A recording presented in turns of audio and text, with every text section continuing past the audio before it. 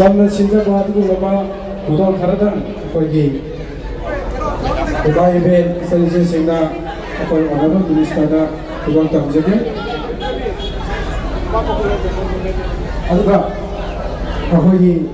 minister gi loina bi tema premium shop da lekha track da meeting jare ota sport of the akoi bharat jasin kudin saropa akoigi sports da thawai hamjauba akoi idai maje sport of you idai maje ka akoi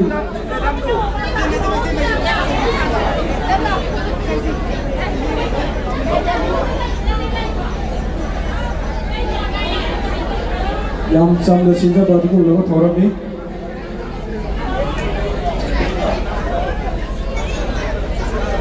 kena cakap.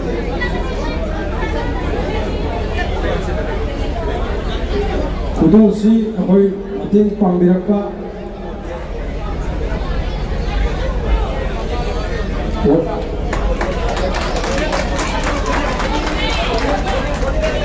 sari kudu na aku lagi si aku Matin panggilan pa ni si Ramak tu su apa matin panggilan pa si nausin su thare cari proses yang terkait naik ini Oliver barang tem hari ini nausin lah matin panggilan pa ni apa ini proses yang terkait segitu member su lebih ini nausin matin panggilan pa ni foto apa ini kita cak Sejauh kita sudah campur kudo, apakah mereka apakah aku yang mati kudo tamjari sih kita tak ya, pakai ceri. Atau tu foto tu tak atau tu bukti yang masuk aku yang karakter ni bukti yang masuk aku yang bukti wiki. Bukti yang masuk kudo tapi nanti dalam election lagi sih itu. Aduh aku yang balik dari sini aku foto apa apa aku yang kita mesti cari orang minister namanya aja mereka untuk campur. Asan bagai tahu sih, sana bagai nama kawan tahu bagai tahu. Kakak presiden sih 2022 ki,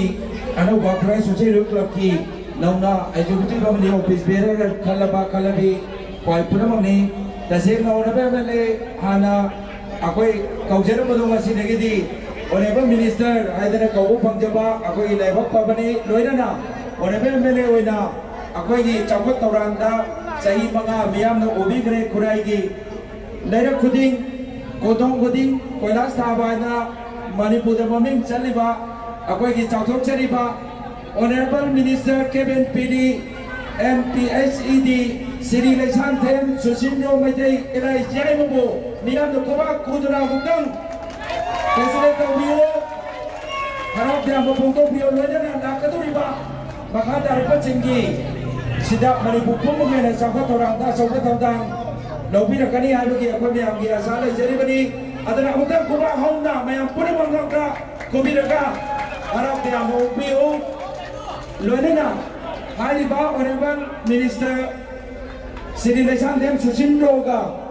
aku mayang sidak lebih jadi besi korai sosial klub ki nauna nau purabi adu kumba executive amadi office bearer sini aku loina mak chandre stage kita pick mana tu bu bayam segi PF suping na naik ini bukan jawab lagi nasi thank you pun mak thank you aduga nasi aku na ikan konon jadi bu nema minister bu ocha bagi siapa ikut jawab selau raga di mini bu baik pun mak ta wahai mga karadang tambira muway na kuray sosial klub ki baik itu ki noruk na hanggat cari lawisi Sri Lesan Them Susinro Maitei Elai Yaima Honorable Minister Kevin PD aduga PhD Government Manipur lawisi Mandel Assembly ba elected member amasung official department ki aduga Club Asigi, Kitchen Sing, amasung Leka Asigi, Bible sing Alaman sing mayam punung po aham oktatay na purunjari, Asigi Social Youth Club na Sindi ba, Sumba, felicitation program ceremony haina bat mo na to le mobile yeng amani adana simbi ba stage ya po awai hang yaw na maya pura mana amuka hana welcome to wibagi damta amuka na maya pura po Rumjari amusu maya pura po thago po sari nasige numitse tasing na haganda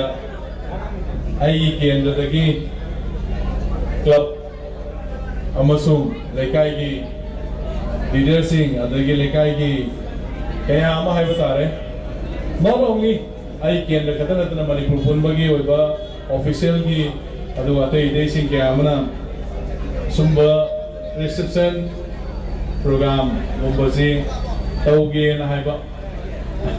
adu ai avata yadabani maramdi kaigino haiba tamda avata yadabani adu namlungi kangu sina khara ningai kanba kangu oina tawbo moisi ko thabak thorom tawbo khodimak hai tare adu madana kanna ningai tawbo dagi tangai padana nasi je mapana chathoke na kalam bane adu to yadadna si program ne na tangai padabani haiba dagi ai yaujabani aina akoi lekai sei lamda masjid club mayam lei club mayam sigi ideology mayam lei different thinkings mayam lei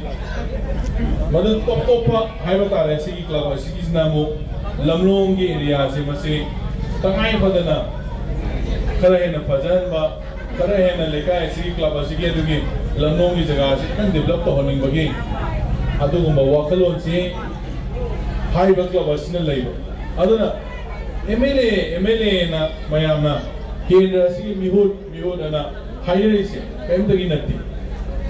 thabak khara tawrunaba amasu miyam no ta thabak khara tawrunaba ta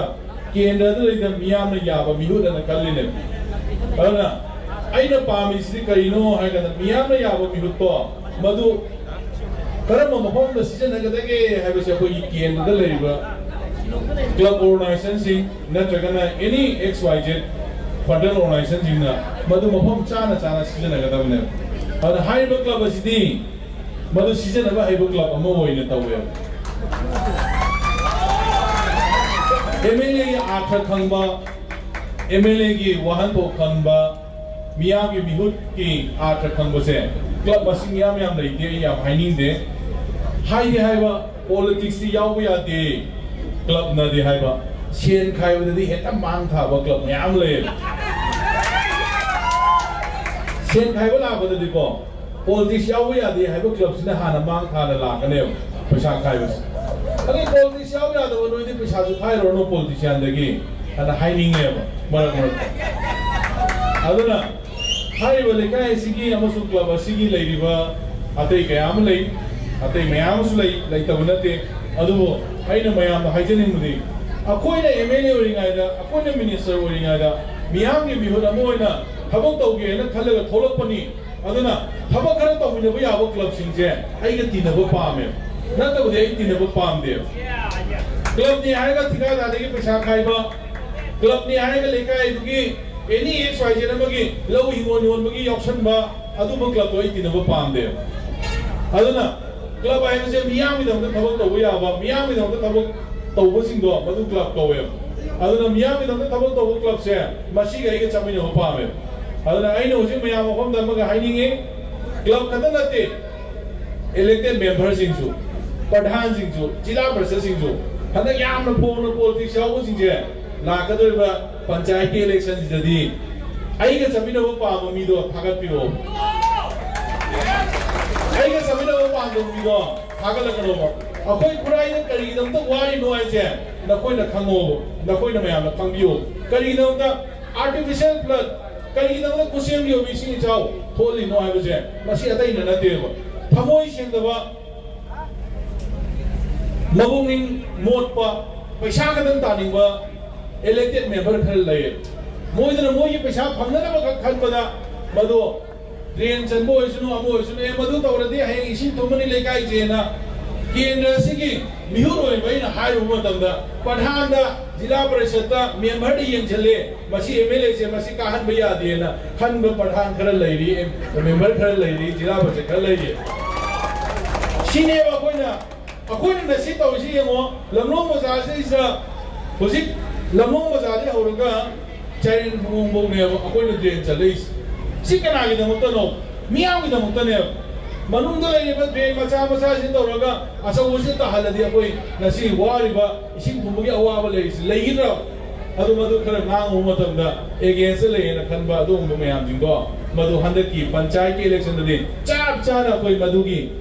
मये कोइ इरगा पीरगा मोइदो अमुना मिहुर ओइना थागलनरगनो आई थबक तबु ngamदेबा आइना थबक तबगेना खलिबा यासे मधुगुम्बा प्रधानगुम्बा मधुगुम्बा मेंबरगुम्बा मधुगुम्बा जिला परिषद खर यावदिको आइसे थबक तबु यादे मरमदि आइना पामिसनि खुराइसे पुरा सेमतोगा मॉडर्न खुराइ मोहिंगेना खलगा चांग पदु वाखलोने अदना मयाम पुरा ओनमसे आई हुजिक नसीगी प्रोग्राम से जै लौबोक सैसिनी नसीगी प्रोग्राम से जै मयाम रिक्वेस्ट सौजैसिनी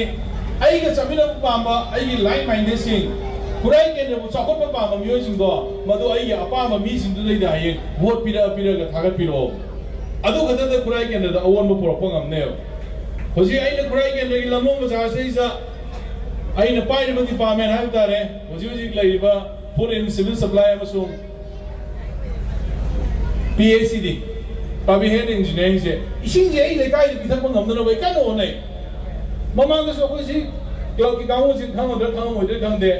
अकोई से लाइक कमिटी ने ना मतलब इबदुना कहीं जो सीजन नदे अमर तो दी वाटर रिजर्वर से होम साजे है मोइन तो नहीं आते मोइन तो थिंगे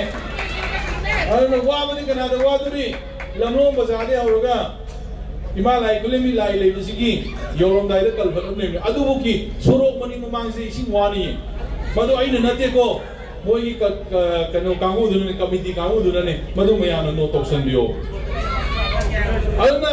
इसिंग पिथकपा इसिंग पिथो ने एमएलए रायगा टेंगी यावदना इसिंग कमाई पिथकनी टेंगी साबो लेदना इसिंग कमाई पिथकनी अखोई मयामी प्रॉपर्टी नि अखोई मयामी नि जगह ने अदना सेम लोरे सारे लोरे हाइबगी वाखलो न मोइद लेगिदे अदना मदु मयाम जिंदो मदु हया अखोई एनी हाउ तो इसिंग फगतनी होजिते आइना मिनिस्टर ओइरमिना आदे तिंगल पोइस अमदि तिंगल पोइस इसिंग फगंगनी अदुगा हयें इसिंग रिजर्वर या साबो मतन थिंगी बगाउ ददि नोइ इसिंग लौगे हादे खरदि इकाइना चिको न हानियो खरे इकाइ ब फै खरे इकाइ ब खंगम द बि सिंजु को मसे तसेंग हायगाना हाइबदि मैते रोन याम फजनब खर लैबनि अद हाइनिंग दे अदना आई याम साना हाइजर रोगे मयामना पाम इसे न वागाम दु पाम मोय इसे सबा इसे तानिंग अंगनि मयाम से इसे न पामरो आई न नाम से तानिंग बो हां ता दे दा इसे कोई तो से बा ओ इसे कोई ना अदना पुराइदा लमलोंग बाजार होजे लमलोंग कैथेल आइगी हौगिबा मयाम चक्रे एमएलए कयाम होनरमी लमलोंग कैथेल लमलोंग बाजार से आई केंद्र नते होजिक लैरिबसे ओरगसु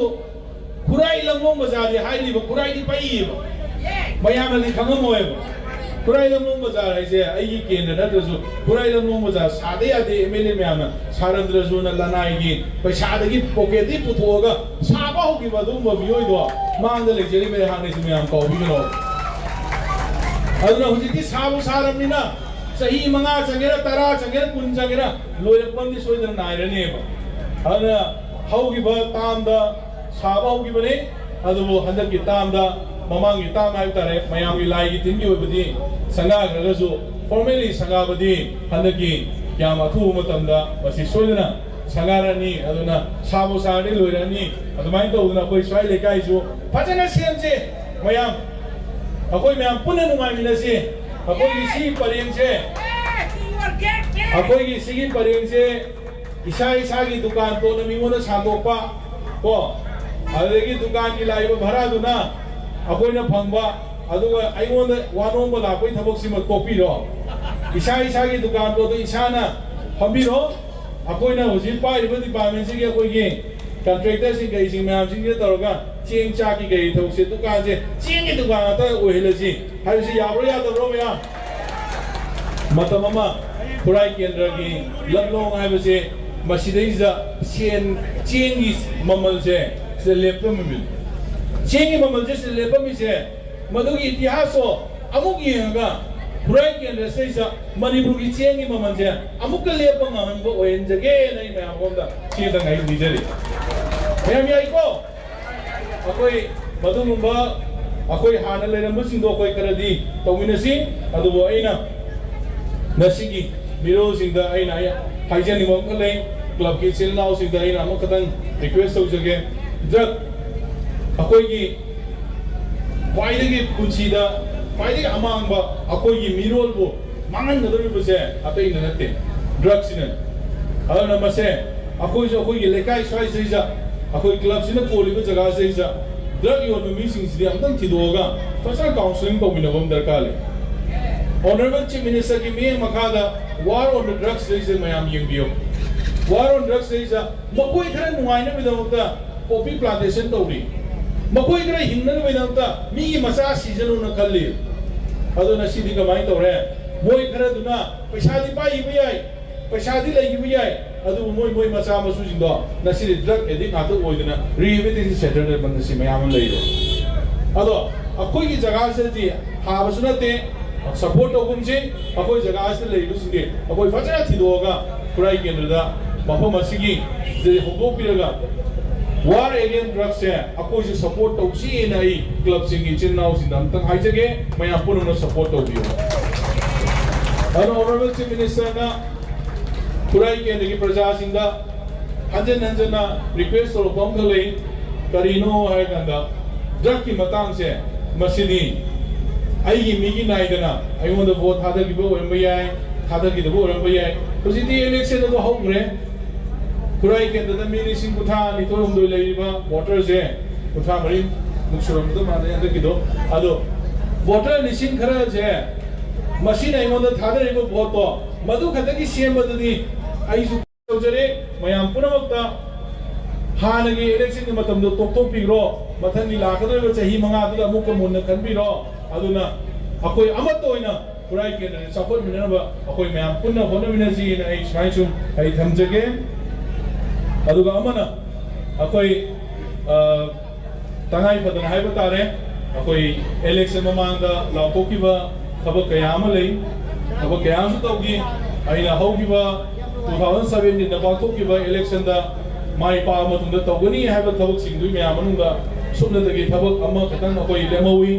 अमा खतन थबक से कईगिनो हाइगना लम फंगदबगी अकोई तौबो ngomgidabani अथै गई अकोई लोइन तौगी अदुबो खुराई केंद्र की प्रजा पुनमौना नसी उई खुराई केंद्र चाखोप पामी खुराई केंद्र की प्रजा पुनमौना नसी थबक तौबो मीद वोट पी हाइबसे हंदक की हौगी इलेक्शन दुदा आई चाप चाना खंगे अदुना आई लाकरेब 5 year की काम से स्लेजा आई लनाइदगी ओइबी आई सरकार दे ओइबी आई मियाम यो बथौती आई अदुम तौरग लयनी मरम ने मथंगी तांद सोमुकना माई पाननबा खुराई केंद्र की प्रजा पुनमन पामिबा थबक तौ हाइबा थबक मियाम नंद थबक तौ हाइबा पोतो आई तौगनी नै मयाम मफमदा नसी आई लौथोक सरमिसनी नसीगी क्लब सिगी चेनाउ सिंदा आई अमुकनसो रिक्वेस्ट तौजरे अकोई लेकाई सिगी हाइबा तारे असोंगा मुस्लिम म्युनिसिपालिटी ना गार्बेजिंग होनिबो गोतिबो तौरे अकोई सुरांग इने नहान अकोई बैटरी की गाड़ी मसादना कर होन दो ओइद्रे अदुना क्लब स्टेज आई तसेंग मकिदी अतो तो द सीजन अनब लैबा गाड़ी नि अकोई ये जिप मचादा कोई डंपर है बता रहे पोचे गार्बेजिंग होननबा आई मोद डंपर खर लई आई तरा मु लौबनी अंदर मयाम खुराई केंद्र की मफम सिंसे अकोई से हेक यामना थातो खबरा हाइबसु नतबा यामना चिल्लब्रा हाइबसु नतबा खर मयाई वरता है सिमी अर्बान की मोमुजु लेबना मरम ओरकांदा कोई गार्बेज मयाम होननबगी गाड़ी खर आइगोंदा लई अदु मदु आई नसी याम अथु मतम हप्ता मुकी मनुंदा क्लब असली जमदुई गाड़ी दुमा आई डोनेट तौजरगा लैरिबा दुकान ये कोई तो ले दुकान में हम सिंह मोइदगी सम कंट्रीब्यूशन खरा अकोई थाव हानमना चिंगबे याई नत्रगना मी अमनी ममांग तौगिबा दुमाइना एम्प्लॉय सिंह पीरगा अकोई गार्बेज कलेक्शन से तौरगा अकोई अनकप जगह कराई दनोमा अकोई होतोननबा नत्रगना म्युनिसिपालिटी की लोगोला बदलइदा असिबुक्ता डंपिंग तौननबगी प्लान अमा अकोई तौजगे अदुना सोइदना मयाम पुनमना सिजनबियो आई गाड़ी अदु सोइदना नसी मरीनी मंगानी मनुंदा आई डोनेट तौजगे ना आई मसीम तंग आई मयाम मोखोद लाथोकजगे अदुगा अकोइना ड्रेनेज की अमतंग आई हाइजगे अकोई इसे उपाय लेरोय मरमदि गाई हाइबददा नकोइना नि सावे आदि लाको मीसिंदना पोचै फमगा ड्रेन द हुतोमे नोइ हुतोपम थम्बराबा हुतोपम कोता थम्बरो थम्दे आदि लाको मीसिंदो ताथि ताओइ तौबिगनो अरापदि लाइबो मीसिंदो नोमगी सुनिंगाय नोमगी चानिंगाय लेतदना मचासिंगी अदे मसूसिंगी कईगुम खरा दोसु काननबा नमोई नसी सिदा लागा लमनों सिदा मोई नोमगी पैसा खरा तांजरगा मोई इमुंग मनुंगी जीविका हिंगनबा होनरिबा कांगुदो अखोइना ताथि ताओइ तौबितादि नोमगी सुम दोलालेंदा खरा चकिनी नोमगी कुनुंग मांदा खरा चकिनी नोमगी कोंगु बाजार खरा चकिनी लमनों पाहौबनी अदना मदुगी थबुक तोपियो मयाम पुनः मन मोय म्याम जिंदगी फमो गाड़ी सिनबे आई गाड़ी सिदे दम नोम की लई बलेते नोम दि सोय चिलगा तो नंग खांग लेरबनी अदु खरा खरा येंगा कोई फमन जी अदु मयाम पुनः मत लोइन मो कोई सपोर्ट तोनर कोई म्याम रेडी दे जी अदना ड्रेन द पो थादा बद कोई फसना मकुम कुमगा तमो अदु हंद ड्रेन चनबल आइबा सिंग दे जा फसना चलन बिरमो फुट मरी देगी तारती अइमोंदा हाइबिरो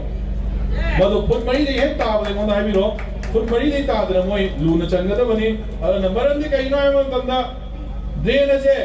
इसी इंची में इसिंग चेले अदुसु लैनांग चाही खुदिंग फिल्ट्रेशन तोरपदो फुट अमो मनीनी त तोवे अदुना मदुगी चांगदो येंगा कांदा कोई फुट मरी से तौधन दब यादे अदुना ने अदुना अखोई गार्बेज सिंगो हाइदोपा अदई हाइजिनबा नुंगाइननबा अखोई होजिके कई हाइनी कंटेनर मचा मचा सिंदुसु खरा थमजी अदो लमनों जंता फजहनजे मयामना चखाइबा ताबने अखोई सि देसिनते मपालमदा भाई भाई ने चखाइ नुंगाला सिने त नालमे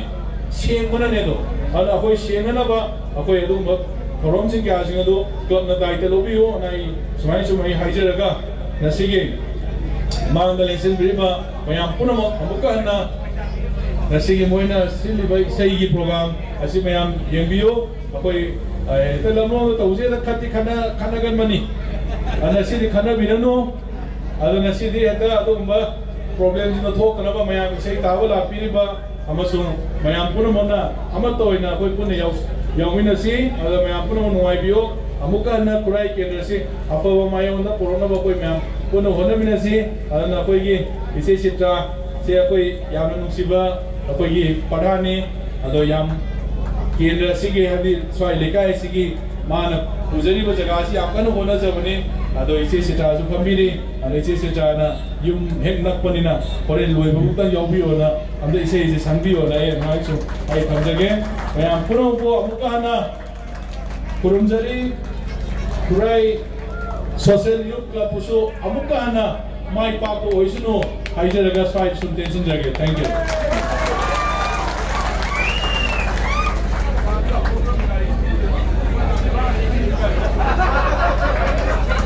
Agachari Honorable Minister Niwan Agachara Badala Santem Susendrona Fazaru Waising Thambiram Matunda Agon Kino SPP Nabi Namaka Agon Class Session Technology Secretary Member of Bilba Niwan Agachara Badala Yamba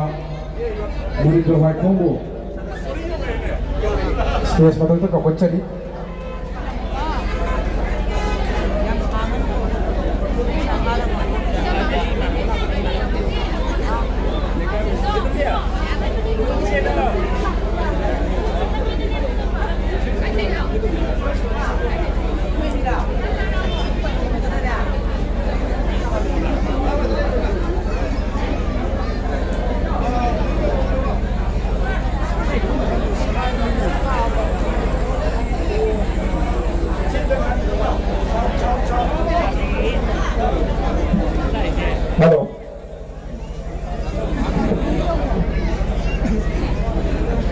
ꯑꯩꯈꯣꯏ ꯀꯤꯅꯣꯠ ꯑꯣꯏꯅ ꯄꯤꯖꯔꯒꯦ ꯌꯥꯝ ꯁꯝꯖꯤꯟꯖꯒꯦ ꯃꯇꯝꯁꯤ ꯌꯥꯝꯅ ꯀꯂꯥꯀꯥꯔꯁꯨ ꯃꯌꯥꯝ ꯂꯩꯔꯤ ꯋꯦꯜꯀꯝꯒ ꯑꯅꯤꯃꯛ ꯄꯨꯟꯁꯤꯟꯖꯕ ꯑꯍꯥꯟꯕ ꯃꯛꯇꯗ ꯈꯨꯔꯥꯏ ꯁꯣꯁꯤꯌꯦꯜ ꯀ꯭ꯂꯕꯅ ꯉꯁꯤꯒꯤ ꯏꯁꯩ ꯅꯣꯡꯃꯥꯏꯒꯤ ꯊꯧꯔꯝꯒ ꯂꯣꯏꯅꯅ ꯄꯥꯡꯊꯣꯛꯆꯔꯤꯕ ꯁꯤꯔꯤ ꯂꯩꯁꯥꯡꯊꯦꯝ ꯁꯨꯆꯤꯟꯗ꯭ꯔꯣ ꯃꯩꯇꯩ ꯃꯤꯌꯥꯝꯅ ꯌꯥꯝ ꯅꯨꯡꯁꯤꯅ ꯗꯥ ꯌꯥꯏꯃꯥꯅ ꯀꯧꯖꯕ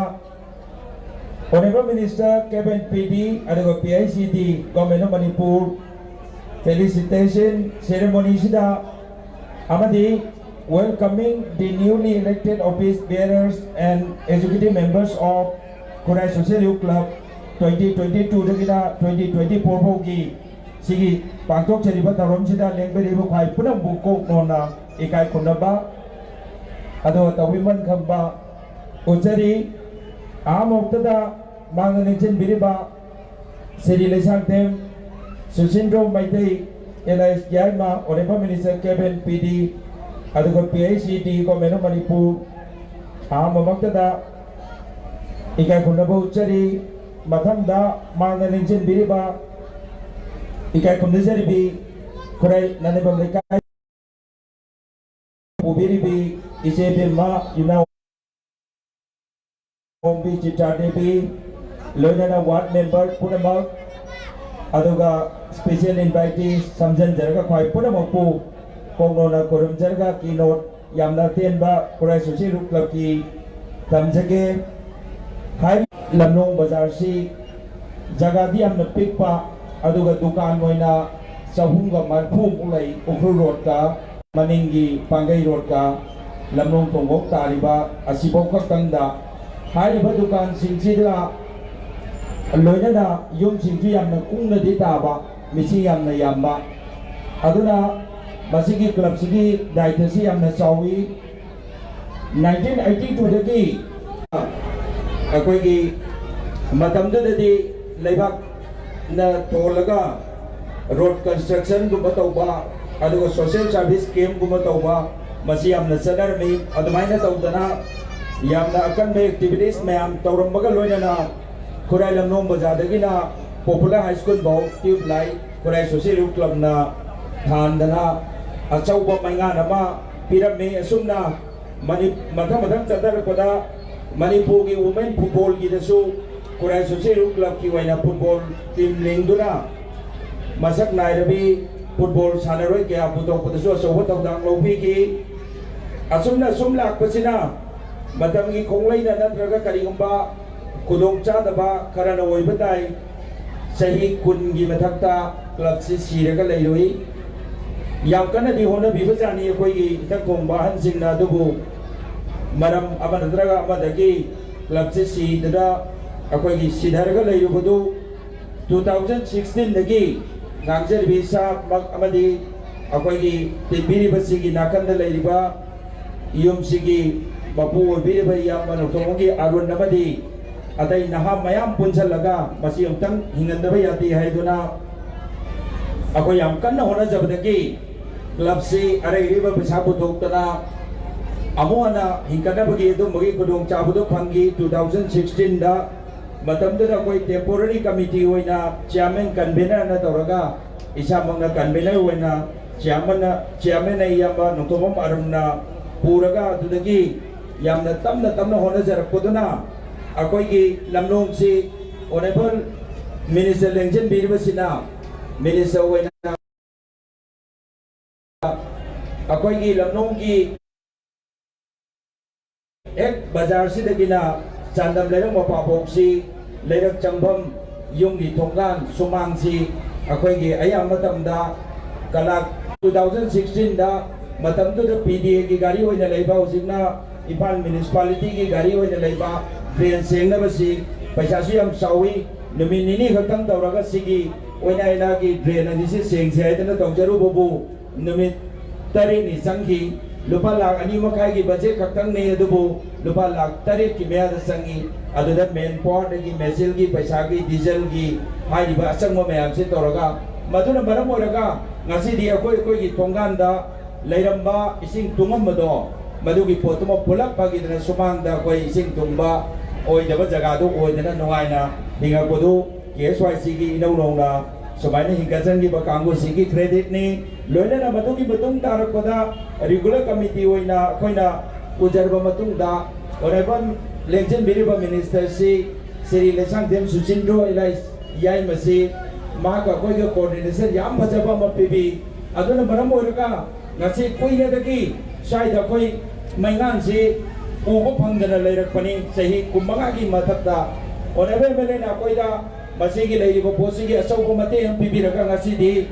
bal poina sani ga marfu lamlong bazar chandam leirak laisam leirak ki machine phauba maningi pangai road aduga chandam leirak ka putiba leirak ka loina ba amadi putiba leirak okul road ki nage animak se mai thanba phangjadra ngasi di अदुगुम्बा दुकान सिंगना पखचबा अदुगुम्बा मपु सिंगना